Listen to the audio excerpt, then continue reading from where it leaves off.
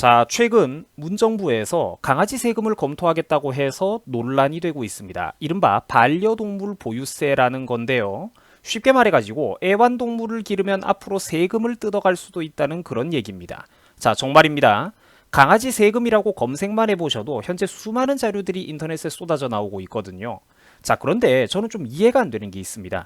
지난 수십 년 동안 농촌에서도 그랬고요. 이제 국민들이 내 돈으로 내가 애완동물을 키워왔는데 여기에 왜 갑자기 정부가 개입을 해가지고는 지난 수십 년 동안 없었던 세금을 새로 부과하겠다라고 감히 간을 보고 있다는 말입니까?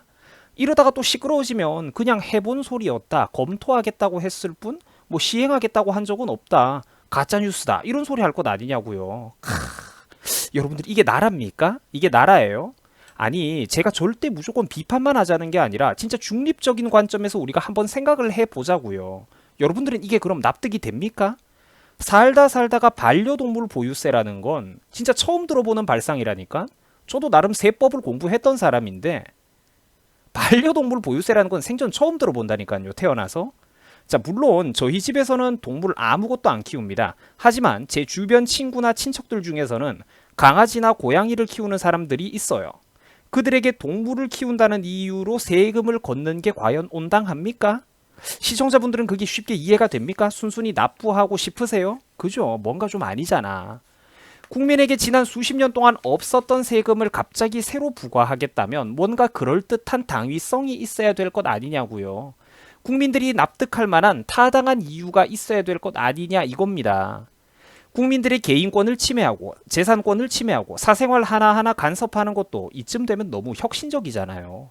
이쯤 되면 나라를 망치고 국민들 힘들게 하는 창의력이 무덤 속에 있는 스티브 잡스도 관뚜껑 열고 벌떡 일어나가지고 엉엉 울게 생겼다니까.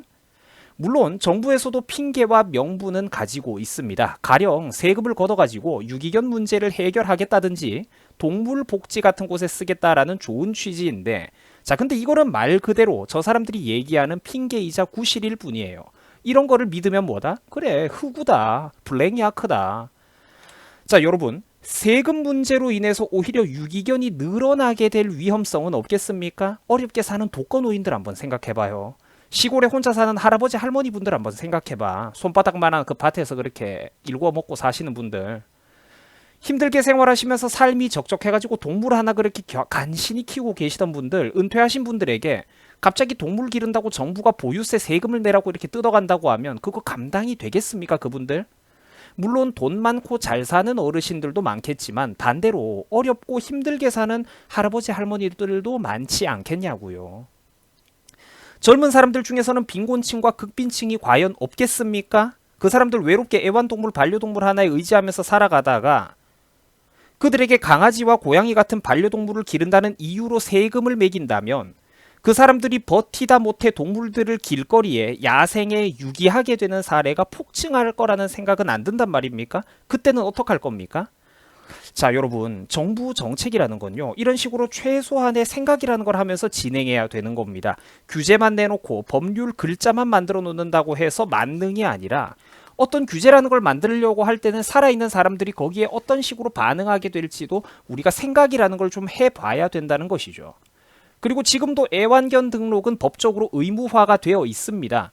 동물병원에 애완동물 예방접종 같은 걸 맞으러 가면 강아지 등록하라고 이제 한다고 하더라고요. 그러면 목걸이를 하거나 뭐 칩을 받거나 이런 것들인데, 그럼 애완견 등록비도 돈을 낸다는 거죠, 기존에 그런 기르는 분들은. 근데 이제는 하다가 보유세까지 내라고 해버리면 이거 이중과세 아니냐고. 이중과세, 등록비도 따로 내고 보유세도 따로 내고. 상식적으로 말이 좀 안 되잖아요, 여러분. 그죠? 제가 틀린 말 하는 거 아니잖아. 이놈의 정부가 하는 짓거리를 정말 예쁘게 봐주려고 애를 써도 노력을 해도 도저히 앞뒤가 안 맞아서 못 봐주겠다는 거죠. 한 국가나 정부급에서 추진하는 규제와 법률이라는 건 굉장히 신중하게 신중에 신중을 기해서 두 번, 세 번 생각을 해본 다음 진행해야 되는 겁니다. 규정이라는 게 만들어 놓기만 한다고 해서 만사형통이 아니라 살아 움직이는 시장경제 원리의 인간들이 거기에 반응을 한다는 거예요. 왜? 사람은 욕구가 있기 때문이죠. 나와 여러분들은 살아있고 욕구와 욕심이 있기 때문입니다. 저마다 생각도 다르고 경제력도 다르고 형편도 다 다르기 때문이에요, 사람마다.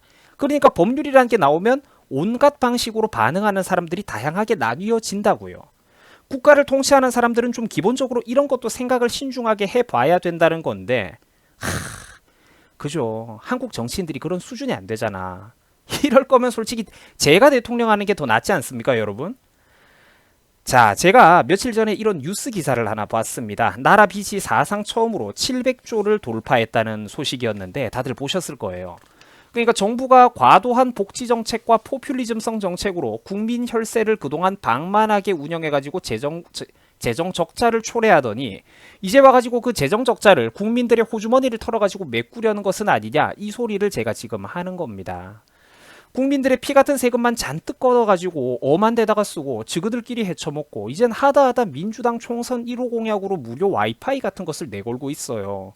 이게 한 국가의 정부 여당에서 나올 만한 공약입니까, 여러분? 통신사들도 지금 난색을 표하고 있대요. 현실적으로 어려울 거라고. 이게 뭐 하는 짓들입니까? 국민들의 피 같은 세금만 잔뜩 걷어가지고 엄한 데다가 쓰고 주거들끼리 헤쳐먹고. 이게 뭐 하는 짓입니까, 진짜. 부끄러운 줄 알아야지, 이런 건.